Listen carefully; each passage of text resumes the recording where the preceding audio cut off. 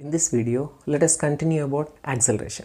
Acceleration is the name we give to any process where the velocity changes. Since velocity is a speed and a direction, there are only two ways for you to accelerate. First one, change your speed or change your direction, or change both speed and direction.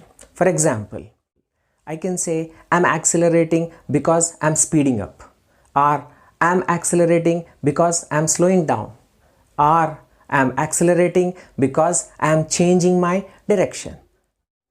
If you are not changing your speed and you are not changing your direction, then simply you are not accelerating. That is, acceleration is zero, no matter how fast you are going. Let us take an example.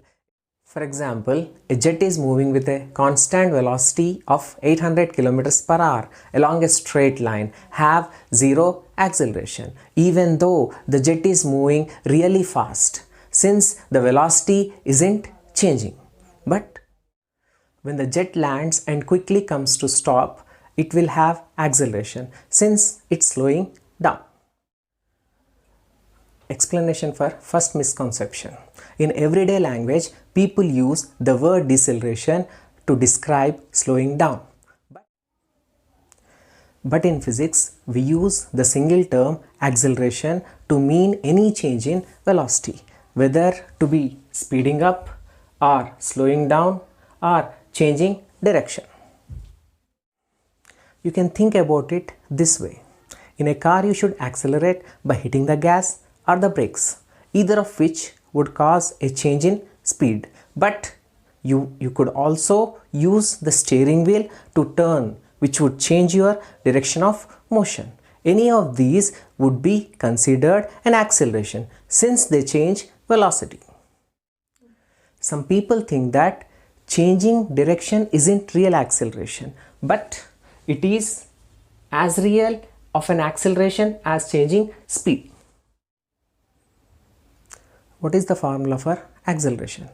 Acceleration is a vector quantity like velocity, and when we define acceleration as time rate of change of velocity, and mathematically acceleration can be represented as a is equals to change in velocity upon time interval.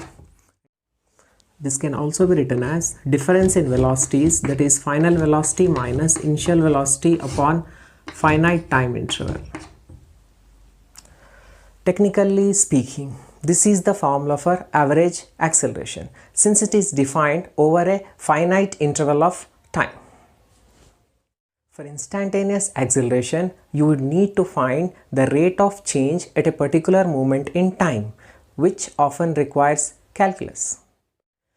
Luckily for us, most introductory algebra-based physics examples consider cases where acceleration is constant.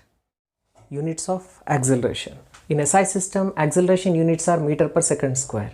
In CJ system, they are centimeter per second square, because acceleration is telling you that number of meter per second by which the velocity is changing during every second. If we solve A is equals to Vf minus Vi upon delta t for final velocity, then the rearranged formula is final velocity is equals to initial velocity plus acceleration into time interval. Rearranged version of the formula lets you find the final velocity after a time delta t of constant acceleration. So the other two misconceptions of acceleration will be discussed in next video.